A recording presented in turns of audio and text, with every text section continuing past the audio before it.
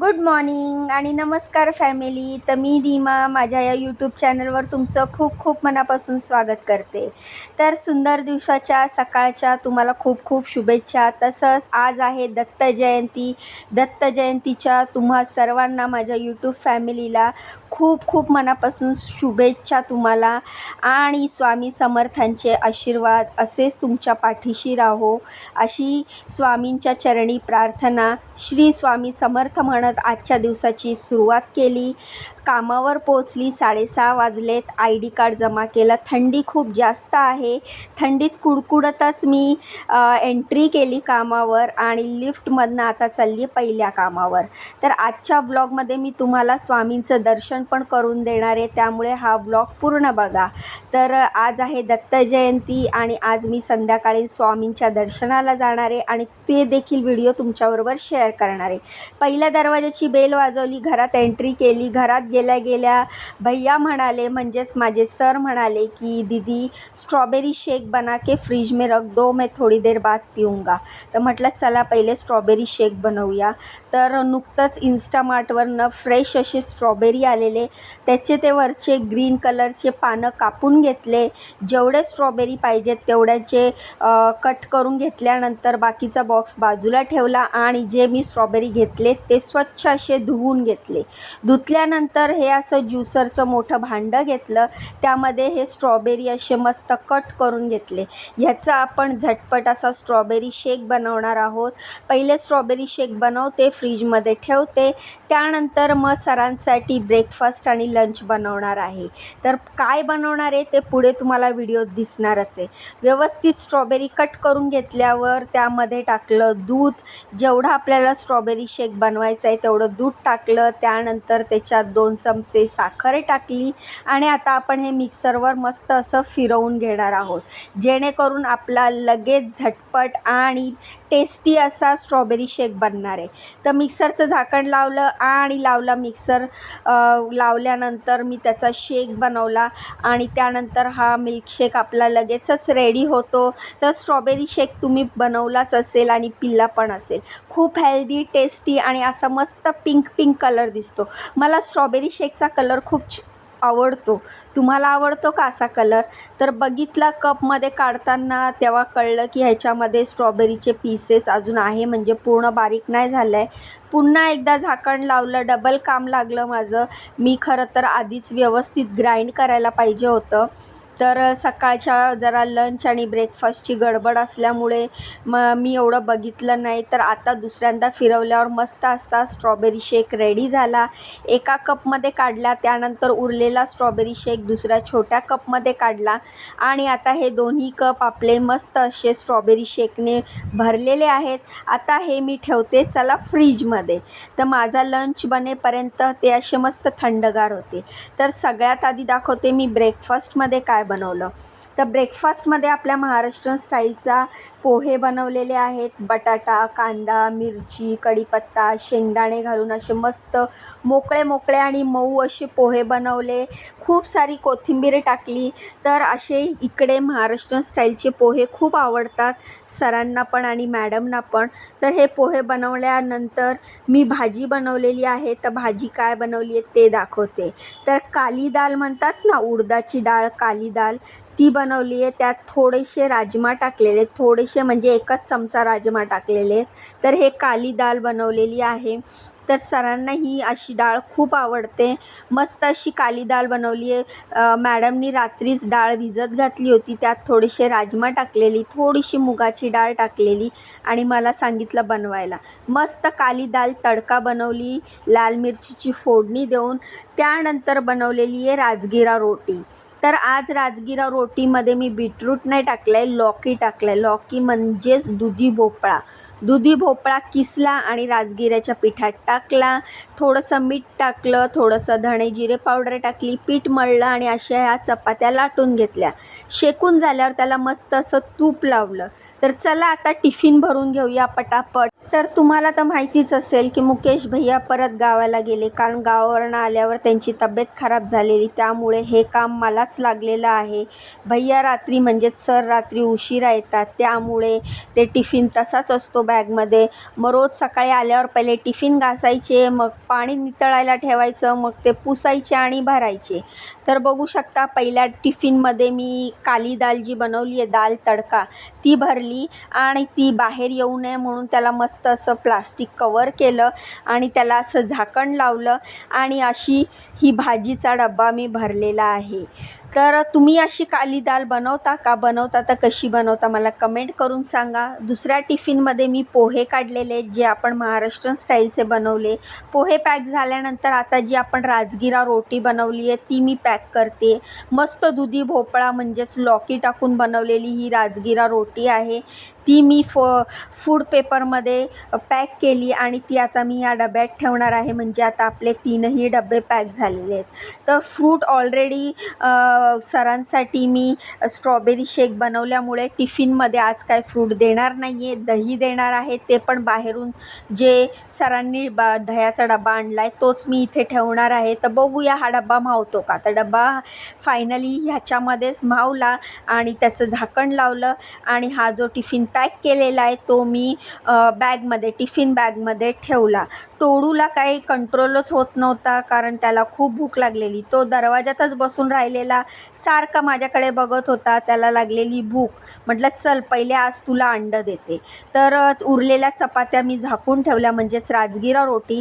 टोडू इथे दारातच येऊन बसतो. त्याला जर भूक लागली ना तो असा करतो. दाखवते थांबा तुम्हाला. बघा कशा दरवाजात म्हणजे उंबऱ्यामध्ये जे देणेकरी बसतात ना तसा हा बसतो. बरोबर दरवाजात बसतो आणि आता अंडं बघितलं बघा कसा उठून बसला. चला मी पटकन त्याला खायला देऊन येते. मी त्याला आहे ना थांबवत नाही. म्हणजे त्याला भूक लागलेली असली मला कळलं ना की मी बाकीचं काम सगळं बाजूला ठेवते आणि पहिले त्याला खायला देते. टोडूला अंडं दिल्यानंतर मी घेतलं किचन क्लीन करायला आणि व्हिडिओ केला फास्ट फॉरवर्ड. कारण की हे किचन वगैरे पण व्यवस्थित क्लीन करायला पाहिजे. एकदा मॅडम बोललेल्या माझ्याकडनं डाग राहिलेला तर मग तेव्हापासून मी काय करते असं व्यवस्थित डीप वरचं स्टँड काढून हा गॅसची शेगडी पुसून घेते. मध्येच गॅस शेगडी पुसताना सर आले आणि मला बोलले की माझं मिल्कशेक कुठे दे मला. फ्रीजमधनं मिल्कशेक काढून सरांच्या हातात दिलं. ते मिल्कशेक पीत होते. तोपर्यंत मी पटापट गॅस आणि किचन क्लीन करून घेतलं. कारण ही शेगडी आहे ना क्लीन करायला थोडीशी अवघडच असते. आणि ती गरम होती. माझ्या हाताला चटका पण लागत होता. तर इकडे सर मिल्कशेक पित आहेत आणि मी आपलं किचन साफ करून घेतलं. सरांनी कप दिला माझ्या हातात. मला थँक्यू दीदी बोलले आणि मग सर निघून गेले. त्यानंतर मी उरलेलं सगळं जी माझी साफसफाई बाकी होती ती साफसफाई क्लिनिंग करून घेतली आणि आता माझं इकडचं काम संपलेलं आहे. तर इकडचं काम झाल्यावर मी जाणार आहे दुसऱ्या घरी आणि तुम्हाला दुसऱ्या घरी गेल्यावर दाखवते की मी तिकडे काय बनवते. तर सगळी क्लिनिंग झाल्यावर माझी पर्स उचलली, माझं बिराड उचललं. बिराड म्हणजेच माझं पर्स. माझं बिराड तर माझ्या घरी आहे. कामाला मी एकटीच आलेली आहे. तर बघू शकता तुम्ही सगळं जेवण व्यवस्थित झाकून ठेवलं आहे. किचन गॅस सगळं क्लीन केला आहे आणि आता मी चालली आहे दुसऱ्या कामावर. त्याआधी सगळे बटणं वगैरे बंद केले आणि सगळं क्लीन करून मी आता दुसऱ्या कामावर निघालेली. तर हे माझं रोजचं डेली रुटीन आहे. तर आज आहे दत्त जयंती आणि आज दत्त जयंती असल्यामुळे मी जाणार आहे स्वामींच्या मठात. तर बघा ह्या ताई पण मस्त साडी नेसून आलेल्या. ह्या पण इथे कामाला येतात, स्वयंपाकाचंच काम करतात. तर त्या साडी नेसून आलेल्या. पण मला सकाळी एवढा वेळच नसतो साडी वगैरे नेसायला, व्यवस्थित तयारी करायला. तर मी तर तशीच येते. तुम्ही म्हणाल काय गबाळ्यासारखी येते. तर हो मी गबाळ्यासारखी येते कारण माझं कॉन्सन्ट्रेट माझ्या कामाकडे असतं. तर इकडे मी बीन्सची भाजी बनवली आहे. दुसऱ्या घरी पोचली मी. तुम्ही बघितलंच असेल व्हिडिओत. माझी बडबड चालू होती आणि बडबड चालू असतानाच मी ह्या घरी दुसऱ्या घरी पोचली. मस्त आलू बीन्सची भाजी बनवली. कांदा टोमॅटो टाकला. थोडासाच एकच चमचा ओल्या नारळाचा किस होता तो टाकला आणि शेंगदाण्याचा कूट टाकला. खूप सारी कोथिंबीर टाकली आणि आलू बीन्सची भाजी रेडी झाली. त्यानंतर बनवलेल्या आहेत चपात्या. मस्त मऊ आणि गोल गरगरीत अशा चपात्या बनवल्या. त्यानंतर नाश्त्यासाठी बनवलेला आहे मस्त असा उपमा. तर कांदा टोमॅटो टाकला आहे, थोडीशी उडदाची डाळ टाकली आहे फोडणीमध्ये आणि असा हा मऊ आणि लुसलुशीत असा उपमा बनवलेला आहे. इथे असा थोडासा पातळ आणि मऊ मऊच उपमा आवडतो. आणि उपमा बनवताना जरी तुम्ही तेलात बनवत असाल ना तर उपमा झाल्यानंतर शेवटी थोडंसं 1 चमचा तरी तूप टाकायचं. म्हणजे उपम्याला त्याला खूप छान चव लागते. स्वयंपाक तर झाला आहे, पण अजून हा सगळा पसारा पडला आहे. म्हणजेच मला किचन वगैरे क्लीन करायचं आहे, भांडी वगैरे घासायची आहेत आणि हे कढया वगैरे रिकामी करायच्या आहेत. तर चला मी पटापट आवरून घेते. कढया वगैरे रिकामी केला, भाजी उपमा सगळं मी छोट्या भांड्यात काढून घेतलं. तोंडात प्रसाद टाकलेला, कारण मला प्रसाद दिला होता आज दत्त जयंतीचा ह्या कामावर. तर तोंडात प्रसाद टाकला आणि पटापट मी तुमच्याशी बोलता बोलता व्हिडिओ शूट करते. तुम्हाला वाटेल ही काय खाते, तर काही नाही, प्रसाद दिलेला तोच खाते. तर बघू शकता चपाती काढून ठेवली, डब्यामध्ये झाकून ठेवली आहे. भाजी कढईमधनं काढून भांड्यात काढून ठेवली आहे. उपमा छोट्या भांड्यात काढून ठेवला आहे. कढई आणि इतर भांडे सगळे घासून ठेवलेत. किचन गॅस क्लीन केलेला आहे, गॅसचं मेन नॉब बंद केलेलं आहे आणि नेहमीप्रमाणे हा पडदा खाली केला आहे. आणि आता मी जाणार आहे घरी. तर घरी गेल्यावर घरची ड्युटी सुरू होते. आता बोलू नका की ताई घरचे पण व्हिडिओ टाका, घरचे पण व्लॉग टाका. सध्या तरी मी घरचे व्लॉग, घरचे व्हिडिओ टाकणार नाही आहे. आता काय आहे प्रॉब्लेम त्याचा, तुम्ही पण गृहिणी असाल, लेडीज असाल, महिला असाल तर समजू शकता. जरासा घरी प्रॉब्लेम आहे, तर मी घरचे व्हिडिओ सध्या टाकणार नाही आहे. हो, पण आज आहे दत्त जयंती, तुम्हाला स्वामींचं दर्शन नक्की घडवून देणार आहे, कारण मी जाणार आहे संध्याकाळी स्वामींच्या दर्शनाला. तर खूप आनंदी आहे आज मी. जेव्हा स्वामींना भेटायला जाते ना, मला खूप छान वाटतं आणि मला असं वाटतं माझे स्वामी माझ्यासोबतच आहेत. माझी खूप जास्त श्रद्धा आहे माझ्या स्वामींवर. मी जिथेही जाते माझे स्वामी माझ्यासोबत असतात, कारण माझ्या मनात स्वामी आहेत. तर अशाच गप्पा मारत मारत मी खाली उतरली, गाडीची चावी काढली. समोरच माझी धन्नो पार्क केलेली होती. आता धन्नोला स्टार्ट करणार आणि मी जाणार घरी जाणार. पहिले मुलाचा टिफिन बनवणार, त्याला नाश्ता देणार, मुलगा कॉलेजला जाईल, मग त्यानंतर मग मी माझी कामं आवरायला सुरू. चला मग धन्नोला स्टार्ट करते आणि मी जाते घरी. तुम्ही मात्र व्हिडिओ शेवटपर्यंत बघा आणि हो, स्वामींचं दर्शन घेऊनच जावा, हा जाऊ नका. तर बघा संध्याकाळ झाली आहे, स्वयंपाक वगैरे केला आहे आणि मी आता चालली आहे स्वामींच्या दर्शनाला, कारण मला माहिती आहे की खूप गर्दी असणार आहे आणि मला यायला उशीर होणार आहे. त्यामुळे मी घरातली सगळी कामं आवरून, स्वयंपाक वगैरे करून, घराच्या संध्याकाळची दिवाबत्ती करून मग मी चालली आहे स्वामींच्या दर्शनाला. तर असा शॉर्टकट काढला आहे मी. गार्डनमधनं चाललेली आहे स्वामींच्या मठामध्ये. तर घाटकोपरमध्ये खूप छान असं स्वामींचं मठ आहे. तिथे गेल्यावर खूप शांत वाटतं, खूप छान वाटतं. तिथेच मी आता चालली आहे. तर तो माझ्या चेहऱ्यावरचा आनंद तुम्हाला दिसतच असेल, कारण मी चालली आहे स्वामींच्या दर्शनाला. तर मी पटापट चालली आहे, कारण गर्दी खूप असणार आहे. त्या मठामध्ये खूप गर्दी असते आणि आज तर दत्त जयंती आहे. आज तर सगळेच माझ्यासारख्या लेडीज आल्या असतील स्वामींच्या दर्शनाला. लेडीजच काय, जेंट्ससुद्धा आले असतील. तर बघू शकता तुम्ही किती छान लाईटिंग केली आहे आणि स्वामींचं मठ एवढं छान सजवलं आहे ना. स्वामी एवढे छान दिसत आहेत, म्हणजे स्वामींचं मंदिर, स्वामींचं मठ, स्वामींचं आसन वगैरे खूप छान सजवलेलं आहे. ते तुम्हाला पुढे व्हिडिओत दिसणारच आहे. तर मी आता चालली आहे गर्दीतनं रस्ता काढत, कारण लाईनची, म्हणजे जिथे लाईन संपते तिथे मला जायचं आहे. मी असं कधीच मध्ये घुसून असं दर्शन घेत नसते.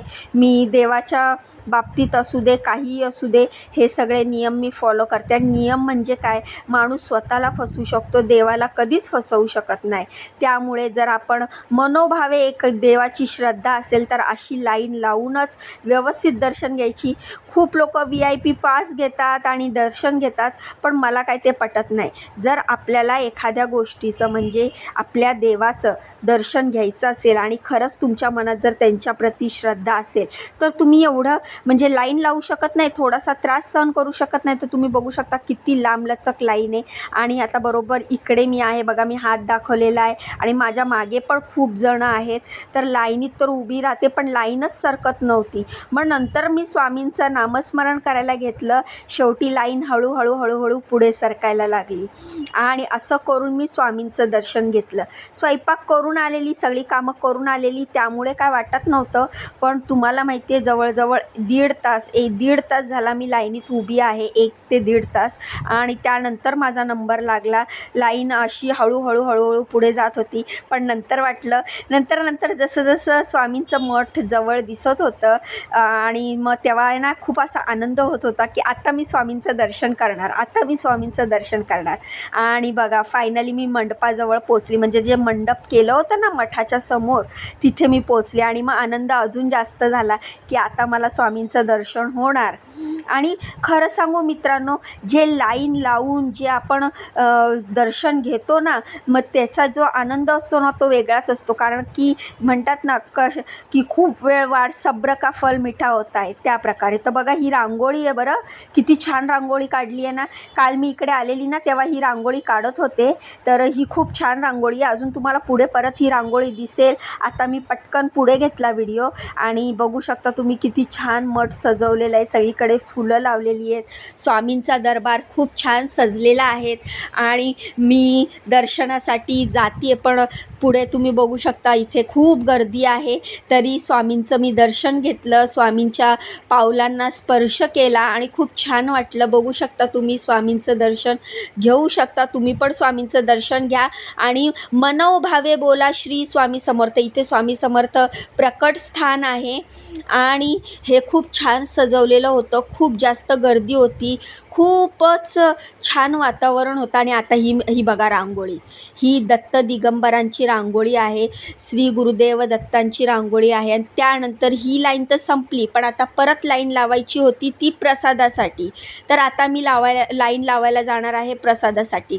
त्या अगोदर ह्या इकडून असं बाहेर पडली आणि इथेच मी चपला सोडलेल्या होत्या दर्शनाला जाताना. त्या माझ्या चपला, माझ्या पादत्राणे, माझी पादुका माझ्या पायात घातल्या आणि त्यानंतर मी पुन्हा लाईन लावली प्रसादासाठी.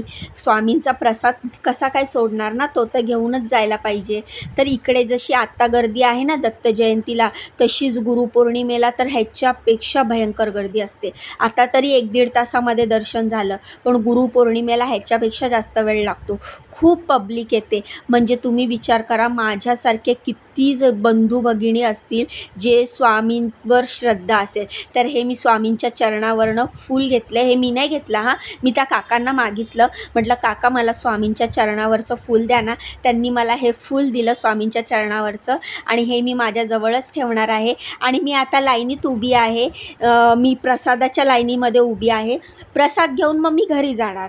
तर तुम्ही बघू शकता इथे स्वामी बसलेले आहेत. असं वाटतं की स्वामी समोरच बसलेत आणि सगळ्यांना बघतायत आणि बोलतायत, भिवू नकोस, मी तुझ्या पाठीशी आहे.